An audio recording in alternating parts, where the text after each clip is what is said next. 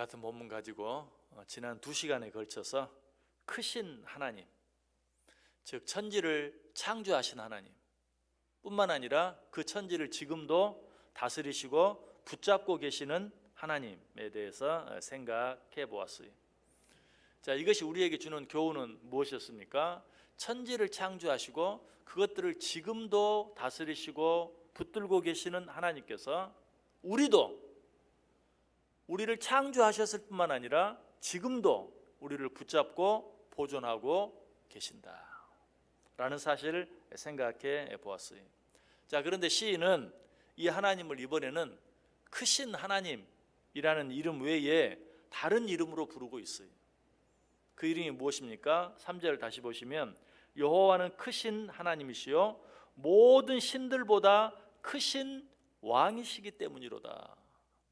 크신 하나님이라는 칭호에 이어서 이제는 크신 왕으로 표현하고 있는 것을 보게 돼요. 이 크신 왕도 그냥 크신 왕이 아니라 모든 신들보다 크신 왕.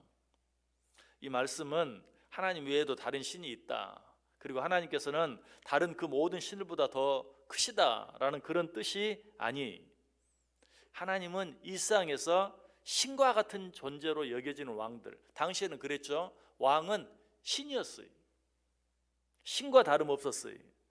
신처럼 여겨지는 그런 왕들, 즉 이 세상에서 가장 큰 권세를 가진 그 어떤 왕들보다도 크시다라는 것을 우리에게 말해주기 위해서 크신 왕이라고 부르고 있는 것이, 이 표현을 우리가 이미 잘 알고 있는 다른 표현으로 바꾼다면 만군의 왕, 세상 모든 나라 임금 중에 임금, 혹은 만주의 주, 세상 모든 것들의 주인이신 하나님이라는 뜻으로 크신 왕이라고 표현하고 있어요. 뿐만 아니라 이 크신 왕이라는 호칭 속에는 하늘과 땅에 있는 모든 군대의 총사령관이라는 그런 뜻도 들어있어요. 성경에 보면 하늘에 있는 군대, 즉 천군들이 하나님 앞에 도열해서 하나님을 찬송하는 그런 내용들이 많이 나와 있어요. 누가복음 2장 13절에도 호련히 수많은 천군이 그 천사와 함께 하나님을 찬송하여 이르되, 하늘에 있는 천군 천사들이 하나님을 찬송하는, 바로 이 찬송을 받으시는 하나님의 모습이 만군의 왕, 만왕의 왕, 만주의 주 되시는 크신 왕이시라는 것이. 그리고 실제로 하나님께서는 이 세상의 모든 왕들을 마음대로 좌지우지하셨어요. 하나님께서 이스라엘 백성들을 애굽에서 출애굽시킬 때 당시 세상에서 가장 큰 강한 왕이었던 바로 왕의 손으로부터 하나님께서는 당신의 백성들을 출애굽시키셨죠. 구원해 내셨죠. 그리고 나서 40년 동안 광야 길을 가는데 수없이 만나는 많은 강한 왕들을 하나님께서 다 치셨어요. 그렇게 해서 이스라엘 백성들은 약속의 땅 가나안의 입구에 도착하게 되었어요. 자, 이 정도 하셨으면 하나님께서도 하실 만큼 하신 것이죠. 종살이하고 있던 이스라엘 백성들을 건져내시고 약속의 땅까지 가는 모든 길을 구름기둥과 불기둥으로 친히 인도하셔서 그 땅의 입구까지 데리고 가셨다면 이제 하나님 하실 만큼 하신 거예요. 거기서는 어떻게 하셔도 돼요? 이제 다 왔다, 약속의 땅이 저기 보인다, 너희들이 이제 들어가서 살아라. 그런데 하나님께서는 거기서도 그렇게 하지 않으셨어요. 그들을 친히 데리고 그 땅 안까지 들어가요.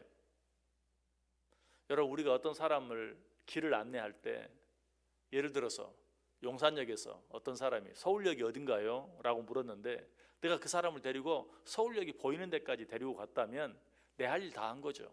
저기 저 건물 보이죠? 저게 서울역입니다. 그러면 충분히 한 거예요. 그런데 그 역 안에까지 들어가서 어디 가시냐고 묻고 표까지 끊어드리고 또 플랫폼까지 다 가서 가는 기차까지 태워서 보낸다면 뭐 더 할 말이 없는 거죠. 그런데 하나님께서는 그렇게 하셨다.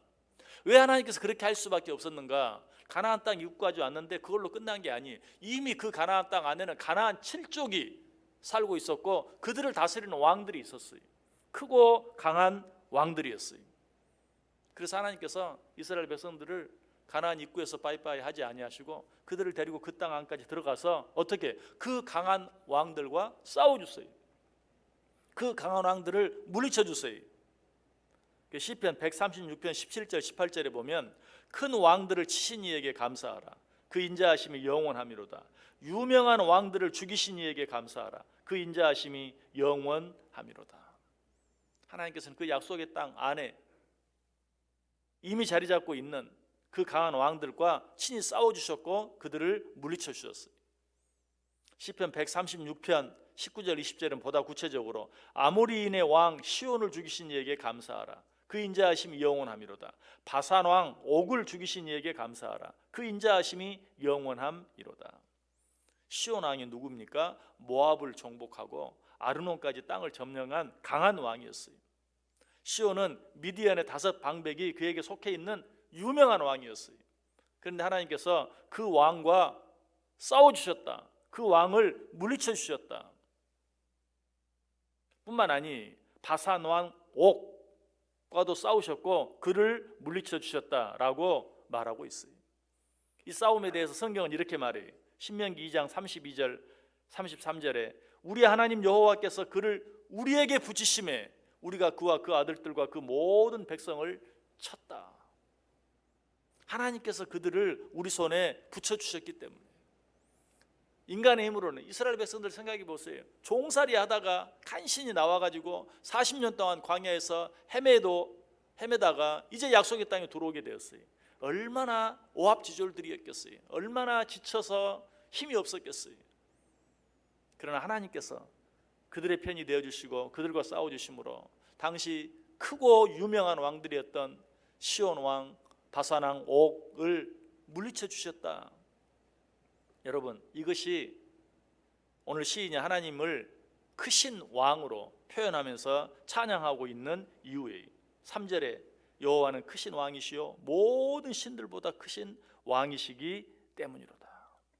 하나님께서는 당신의 백성들을 위해 그 강한 왕 바로 왕과 싸워주셨고 이겨주셨고 가나안 땅 입구에서 만난 그 시온 왕 또 바산 왕 옥과 싸워주셨고 그 싸움에서 이겨주셨어요.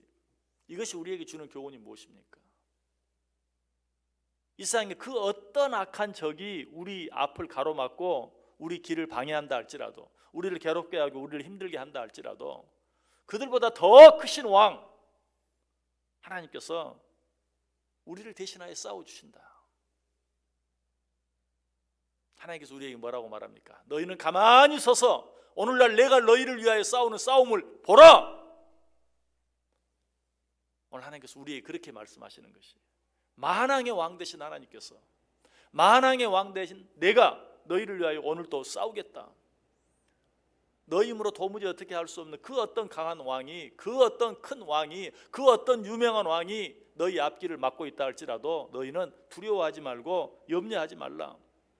내가 너를 위하여 싸워주겠다. 여러분 이 하루 이 사실 기억하면서 하세요. 크신 왕 되신 세상 그 어떤 왕보다 더 크신 왕 되신 하나님께서 오늘도 우리를 위해 싸워주신다. 오늘도 우리 편이 되어주신다. 이 사실 기억하고 두려워하지 아니하고 담대하게 오히려 어떤 강한 적들이 내 앞에 있을 때 하나님 앞에 한 걸음 더 가까이 나아가고 하나님께 그 모든 것들을 맡겨드리면서 살아드릴 때 이 하루 그 어떤 일들 앞에서도 승리하며 살아가는 오히려 그 하나님을 더 놀랍게 더 크게 찬송하며 살아가는 복된 하루 꼭 되실 수 있기를 주님의 이름으로 간절히 축원합니다. 기도하겠습니다.